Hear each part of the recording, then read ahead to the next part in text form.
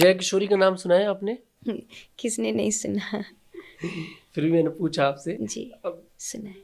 बहुत चर्चित हैं, बहुत बड़ी कथावाचक हैं। जी पहले सब कहते थे कि वो साध्वी हैं, फिलहाल उन्होंने क्लियर कर दिया कि वो साध्वी नहीं है। जी अब उन्होंने एक इंटरव्यू में बताया था कि उन्हें आईफोन का बहुत शौक है। जी सबसे पहले जो भी आईफोन आता है तो सबसे पहले जैसी लॉन्च होगा खरीद कर उनकी टीम उनको लाकर दे देगी। जी तो उनके पास भी तो वो जो कथा कर रही हैं, वही कथा तो आज के समय में मुझे लगता है महाराज जी बिजनेस हो चुका है एक तरह से। जी लेकिन उनके पास दान का पैसा भी आ रहा है। जी। तो क्या उन्होंने जो आईफोन लिया दान के पैसे से, क्या मानते हैं आप, गलत है?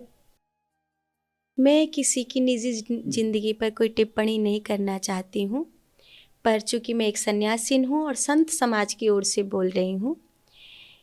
पहली बात तो ये है कि किसी भी व्यक्ति को, चाहे वो जया किशोरी जी हों या अन्य कोई किशोरी जी हों या कोई कथावाचक हों, धर्म को बिजनेस नहीं मानना चाहिए, क्योंकि धर्म बिजनेस नहीं है। आप कथा को ये नहीं मान सकती हैं कि आप एक बिजनेस वूमेन हो गई हैं या आप एक व्यापारी व्यक्ति हो गए हैं, क्योंकि कथा व्यापार नहीं है। जो चीज़ बिकने वाली नहीं होती है आप उसको मार्केट में बेचने के लिए नहीं खरीद पर सकते आज के हैं, समय में कथा बिक रही है। क्योंकि लोगों ने कुछ गलत फहमियों का शिकार हैं। भक्ति को भक्ति न देखकर उन्होंने उसको लाभ का सौदा देख लिया है। तो इसमें गलती दोनों ही पक्ष की है, उस समाज की भी है जो कथा खरीद रहे हैं और उन कथावाचकों की भी है जो कथा बेच रहे हैं।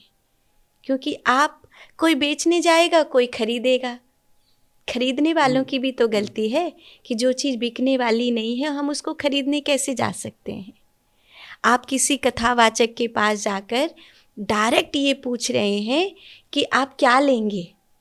आप कथा खरीद रहे हैं, कथा कराने का क्या लेंगे, खर्चा क्या होगा, चार्ज होगा? क्या चार्ज होगा, इसका मतलब आप खरीद रहे हैं।